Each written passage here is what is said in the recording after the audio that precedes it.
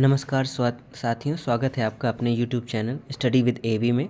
साथियों, हम आज सीटेट और टेट एग्ज़ाम्स के पर्यावरण अध्ययन के अंतर्गत 30 महत्वपूर्ण प्रश्नों का अभ्यास करेंगे। जो पिछले आपके जो एग्ज़ाम्स हुए हैं उनमें भी ये बहुत ही इम्पोर्टेंट क्वेश्चंस रहे हैं और इनके आगामी जो आपकी परीक्षा है उसमें भी बहुत आने के बहुत ज़्यादा 100% चांस है। तो चलिए करते हैं आज का अभ्यास शुरू। आज का पहला प्रश्न, बायोडायवर्सिटी का अर्थ क्या है? आपका ऑप्शन ए वनों की संख्या, ऑप्शन बी जीव जंतुओं और पौधों की विविधता, ऑप्शन सी वनस्पति की ऊंचाई और ऑप्शन डी जल की गुणवत्ता। तो इसका सही जवाब आपको साथियों बताना है। क्या होगा बायोडायवर्सिटी का अर्थ? यानी ऑप्शन बी आपका सही जवाब होगा, जीव जंतुओं और पौधों की विविधता को बायोडायवर्सिटी कहते हैं। नेक्स्ट क्वेश्चन, अपघटक का कार्य क्या है? आपका ऑप्शन ए ऊर्जा संग्रह करना, ऑप्शन बी मृत जीवों को विघटित करना, ऑप्शन सी भोजन बनाना और ऑप्शन डी प्रकाश संश्लेषण। तो आपको बताना है कि अपघटक क्या कार्य करते हैं। तो आपका इसमें सही जवाब होगा आपका ऑप्शन बी, मृत जीवों को विघटित करना अपघटकों का कार्य होता है। अगले प्रश्न पर आते हैं, वनस्पति आवरण घटने से क्या परिणाम होता है? ऑप्शन ए मृदा अपरदन बढ़ना, ऑप्शन बी ऑक्सीजन की वृद्धि, ऑप्शन सी भूजल बढ़ना और ऑप्शन डी तापमान घटना। तो वनस्पति आवरण अगर घटता है तो सबसे ज़्यादा अधिक नुकसान किसे होता है? तो ये होता है मृदा अपरदन। तो यानी कि आपका मृदा अपरदन की वृद्धि हो जाती है, यानी ऑप्शन ए आपका सही जवाब हो जाएगा। अगले प्रश्न पर आते हैं, प्रश्न नंबर 4, ग्लोबल वार्मिंग का मुख्य कारण क्या है? आपका ऑप्शन ए ग्रीन हाउस गैसों की वृद्धि, ऑप्शन बी वर्षा की कमी, ऑप्शन सी वनों की अधिकता और ऑप्शन डी नदियों का सूखना। तो ग्लोबल वार्मिंग का मुख्य कारण क्या है? आपका ऑप्शन ए ग्रीन गैसों की वृद्धि, ऑप्शन ए सही जवाब होगा।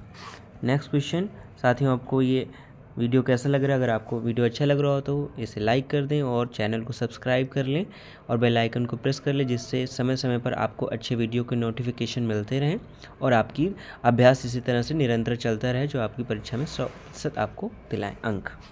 अगले प्रश्न 5वां, रेन वाटर हार्वेस्टिंग का लाभ क्या है? ऑप्शन ए जल का अपव्यय, ऑप्शन बी भूजल स्तर में वृद्धि, ऑप्शन सी वायु प्रदूषण में वृद्धि और ऑप्शन डी नदियों का सूखना। तो रेन हार्वेस्टिंग का लाभ क्या होता है आपका साथियों? भूजल स्तर में वृद्धि होती है, यानी ऑप्शन बी आपका सही जवाब होगा। नेक्स्ट क्वेश्चन, पर्यावरण संतुलन बनाए रखने के लिए सबसे महत्वपूर्ण कारक क्या है? ऑप्शन ए वनस्पति और जीव जंतुओं का सह अस्तित्व, ऑप्शन बी मानव जनसंख्या वृद्धि, ऑप्शन सी प्रदूषण, ऑप्शन डी कृषि विस्तार। तो इसका सही जवाब होगा आपका पर्यावरण संतुलन बनाए रखने के लिए सबसे महत्वपूर्ण कारक क्या है? आपका ऑप्शन ए वनस्पति और जीव जंतुओं का सह अस्तित्व, ऑप्शन ए सही जवाब होगा। नेक्स्ट क्वेश्चन, जल संरक्षण के लिए सबसे प्रभावी तरीका कौन सा है? ऑप्शन ए प्लास्टिक का उपयोग बढ़ाना, ऑप्शन बी वर्षा जल संचयन करना, ऑप्शन सी भूजल का अधिक दोहन, ऑप्शन डी नदियों को प्रदूषित करना। तो जल संरक्षण के लिए सबसे प्रभावी तरीका कौन सा है? आपका ऑप्शन बी आपका सही जवाब होगा, वर्षा जल संचयन करना। नेक्स्ट क्वेश्चन 8, सतत विकास का क्या अर्थ है? आपका क्वेश्चन नंबर 8, सतत विकास का क्या अर्थ है? ऑप्शन ए केवल औद्योगिक विकास, ऑप्शन बी वर्तमान आवश्यकताओं को पूरा करते हुए भविष्य की पीढ़ियों की सुरक्षा, ऑप्शन सी अधिकतम उपभोग, ऑप्शन डी तेज आर्थिक वृद्धि। तो सतत विकास का अर्थ क्या होता है साथियों? ऑप्शन बी वर्तमान आवश्यकताओं को पूरा करते हुए भविष्य की पीढ़ियों की सुरक्षा। तो ऑप्शन बी सही जवाब होगा। नेक्स्ट क्वेश्चन, क्वेश्चन नंबर 9, जलवायु परिवर्तन का सीधा प्रभाव क्या होता है? ऑप्शन ए भूकंप, ऑप्शन बी समुद्र स्तर में वृद्धि, ऑप्शन सी सौर विस्फोट, ऑप्शन डी मृदा अपरदन। तो जलवायु परिवर्तन का सीधा प्रभाव क्या पड़ता है आपका ऑप्शन बी सही जवाब होगा, समुद्र स्तर में वृद्धि। नेक्स्ट क्वेश्चन, क्वेश्चन नंबर 10, जैव मंडल रिजर्व यानी बायोस्फीयर रिजर्व का उद्देश्य क्या है? ऑप्शन ए प्रदूषण बढ़ाना, ऑप्शन बी प्राकृतिक विविधता का संरक्षण, ऑप्शन सी वन कटाई को बढ़ावा देना, ऑप्शन डी खनिज उत्खनन करना। तो इसका सही जवाब होगा, जैवमंडल रिजर्व का उद्देश्य क्या है? आपका ऑप्शन बी प्राकृतिक विविधता का संरक्षण। नेक्स्ट क्वेश्चन, क्वेश्चन नंबर 11, पुनर्चक्रण का लाभ क्या है? यानी रिसाइकलिंग का क्या लाभ है? ऑप्शन ए संसाधनों की बर्बादी, ऑप्शन बी कचरे का पुनः उपयोग, ऑप्शन सी प्रदूषण में वृद्धि और ऑप्शन डी अर्थव्यवस्था में हानि। तो साथियों इसका सही जवाब बताइए। इसका सही जवाब होगा आपका ऑप्शन बी, कचरे का पुनः उपयोग होता है रिसाइकलिंग का अर्थ। नेक्स्ट क्वेश्चन, कंपोस्ट खाद किस प्रक्रिया से बनती है? ऑप्शन ए जैविक अपघटन से, और ऑप्शन बी धातु मिश्रण से, ऑप्शन सी रासायनिक अभिक्रिया से, और ऑप्शन डी वाष्पीकरण से। तो इसका सही जवाब होगा आपका ऑप्शन ए जैविक अपघटन से कंपोस्ट खाद बनती है। नेक्स्ट क्वेश्चन 13, प्राकृतिक पारिस्थितिकी तंत्र का उदाहरण कौन सा है? ऑप्शन ए तालाब, ऑप्शन बी कृषि भूमि, ऑप्शन सी बाग बगीचा, ऑप्शन डी मछली पालन केंद्र। तो इसका सही जवाब होगा आपका प्राकृतिक पारिस्थितिकी जो तंत्र होता है उसका आपका यहाँ पर उदाहरण क्या होगा? ऑप्शन ए तालाब। नेक्स्ट क्वेश्चन पर आते हैं, क्वेश्चन नंबर 14, वायु प्रदूषण का प्रमुख स्रोत क्या है? ऑप्शन ए घरों की सफाई, ऑप्शन बी वाहनों का धुआं, ऑप्शन सी वर्षा जल, ऑप्शन डी पौधों की वृद्धि। तो इसका सही जवाब होगा आपका ऑप्शन बी वाहनों का धुआं सबसे अधिक कारक है वायु प्रदूषण को बढ़ाने में। नेक्स्ट क्वेश्चन 15, प्लास्टिक कचरा का सबसे बड़ा खतरा क्या है? ऑप्शन ए जल का शुद्धिकरण, ऑप्शन बी मिट्टी की उर्वरता में कमी, ऑप्शन सी वायु शुद्धता, ऑप्शन डी जल संचयन। तो प्लास्टिक कचरा का सबसे बड़ा खतरा किसे है? मिट्टी की उर्वरता में कमी आती है, तो यानी ऑप्शन बी आपका सही जवाब होगा। अगले प्रश्न पर आते हैं, आपका अगला प्रश्न है 16, पर्यावरण शिक्षा का मुख्य उद्देश्य क्या है? आपका ऑप्शन है केवल वैज्ञानिक ज्ञान देना, ऑप्शन बी प्रकृति के प्रति संवेदनशीलता और जिम्मेदारी विकसित करना, ऑप्शन सी परीक्षा परिणाम सुधारना, ऑप्शन डी औद्योगिकरण बढ़ाना। तो पर्यावरण शिक्षा का मुख्य उद्देश्य क्या है? ऑप्शन बी आपका सही जवाब होगा प्रकृति के प्रति संवेदनशीलता और जिम्मेदारी विकसित करना। अगले प्रश्न पर आते हैं, प्रश्न नंबर 17, निम्न में से कौन सा एक नवीकरणीय यानी रिन्यूएबल ऊर्जा का स्रोत है? ऑप्शन ए कोयला, ऑप्शन बी पेट्रोलियम, ऑप्शन सी पवन ऊर्जा, ऑप्शन डी प्राकृतिक गैस। तो इसका सही जवाब होगा आपका ऑप्शन सी पवन ऊर्जा नवीकरणीय ऊर्जा का एक स्रोत है। नेक्स्ट क्वेश्चन, सौर ऊर्जा को सीधे विद्युत ऊर्जा में बदलने के लिए क्या प्रयोग होता है? Option A dynamo, option B solar panel, option C battery, option D turbine. तो सौर ऊर्जा को सीधे विद्युत ऊर्जा में बदला जाता है सोलर पैनल से, यानी इसका सही जवाब होगा ऑप्शन बी। नेक्स्ट क्वेश्चन 19, पृथ्वी दिवस कब मनाया जाता है? आपका option A 5 June, 5 June, option B 22 April, option C 16 सितंबर, ऑप्शन डी 2 अक्टूबर। तो इसका सही जवाब होगा आपका ऑप्शन बी 22 अप्रैल को पृथ्वी दिवस मनाया जाता है। अगले प्रश्न पर आते हैं, आपका अगला प्रश्न है प्रश्न नंबर 20, ओजोन परत का मुख्य कार्य क्या है? ऑप्शन ए भूकंप से सुरक्षा देना, ऑप्शन बी सूर्य की हानिकारक पराबैंगनी किरणों को रोकना, और ऑप्शन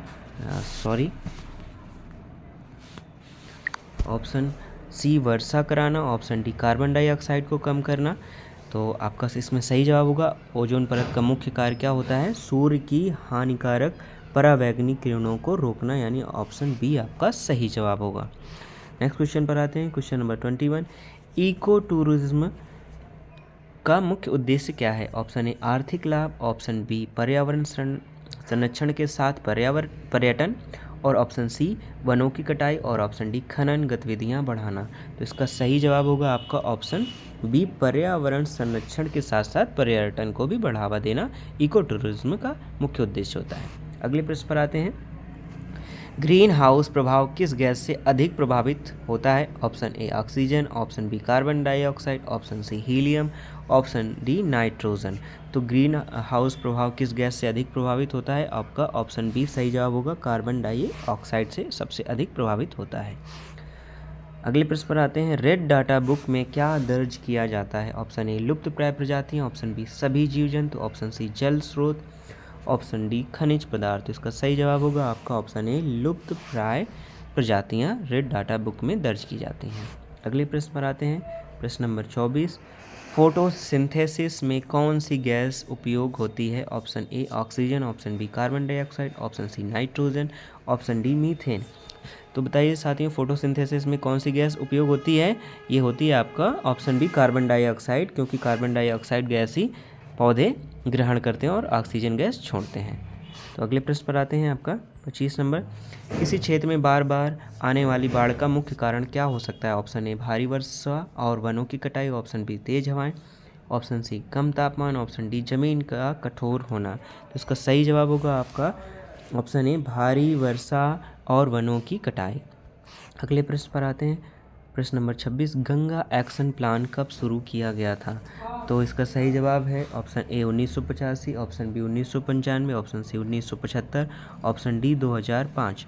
तो गंगा एक्शन प्लान कब शुरू किया गया था? आपका सही जवाब होगा 1985, यानी ऑप्शन ए सही जवाब होगा। अगले प्रश्न पर आते हैं, किस वर्ष पर्यावरण संरक्षण अधिनियम पारित हुआ? तो आपके ऑप्शन ए 1972, ऑप्शन बी 1986 और ऑप्शन सी 1991 और ऑप्शन डी 2001। तो आपका जो पर्यावरण संरक्षण अधिनियम जो लागू हुआ वो आपका कब लागू हुआ? 1986 में। तो इसका सही जवाब होगा ऑप्शन बी 1986। अगले प्रश्न पर आते हैं। आपका अगला प्रश्न है, जैविक खेती में क्या प्रयोग नहीं किया जाता? तो आपका ऑप्शन ए रासायनिक उर्वरक, ऑप्शन बी कंपोस्ट खाद, ऑप्शन सी गोबर खाद, ऑप्शन डी हरी खाद। तो इसका सही जवाब होगा आपका ऑप्शन ए रासायनिक उर्वरक जैविक खेती में प्रयोग नहीं किए जाते हैं। तो इसका सही जवाब होगा ऑप्शन ए। अगले प्रश्न पर आते हैं। आपका सेकेंड लास्ट क्वेश्चन है, आपका 29 क्वेश्चन। साथियों, ये आपको वीडियो कैसा लग रहा है? अगर वीडियो अच्छा लग रहा हो तो वीडियो को लाइक कर लें और चैनल को सब्सक्राइब कर लें, बेल आइकन को प्रेस कर लें, जिससे समय पर आपको अच्छे वीडियो के नोटिफिकेशन मिलते रहें। क्वेश्चन नंबर 29, वन्य जीव संरक्षण अधिनियम भारत में कब लागू हुआ? Option A 1972, option B 1980, option C 1986 और ऑप्शन डी 1999। तो इसका सही जवाब होगा वन्य जीव संरक्षण अधिनियम भारत में कब लागू हुआ? ऑप्शन ए 1972 ईस्वी में लागू हुआ। अगले प्रश्न पर आते हैं। आपका अगला प्रश्न 30, चिपको आंदोलन का मुख्य उद्देश्य क्या था? ऑप्शन ए जल संरक्षण, ऑप्शन बी पेड़ों की रक्षा करना और ऑप्शन सी वन्य जीव संरक्षण, ऑप्शन डी भूमि सुधार। तो इसका सही जवाब होगा साथियों आपका ऑप्शन बी पेड़ों की रक्षा करना ही चिपको आंदोलन का मुख्य उद्देश्य था। तो साथियों, ये रहे आपके पर्यावरण अध्ययन के 30 अति महत्वपूर्ण प्रश्न जो किसी न किसी एग्ज़ाम्स में आए हुए हैं और अति महत्वपूर्ण प्रश्न हैं जो आपके आगामी जो अभी आप सीटेट या टेट एग्ज़ाम्स देंगे उसमें आपके लिए बहुत ही लाभकारी होंगे। तो थैंक यू दोस्तों।